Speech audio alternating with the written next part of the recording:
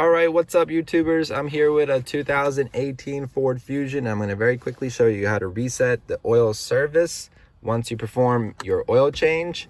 So you're going to push the ignition button, or you're going to turn the key one time without starting the engine. Do not start the engine.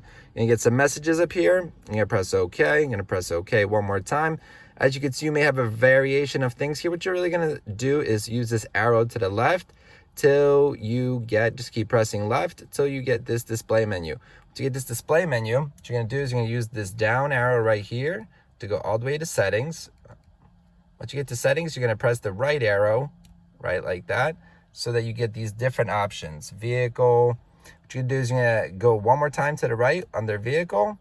And then here you're going to scroll through these options till you get, using this scroller right here, to oil life reset, at which point you're going to press to the right one more time. And now, as you can see, it says hold OK to reset. So what you're going to do is you're just going to press and hold the OK, and this will reset the service light. Thank you for watching. Like and subscribe. This should work for any model between 2010, I believe, and 2000 and present. So like, subscribe, and let me know what year your car this worked for. See you on the next one.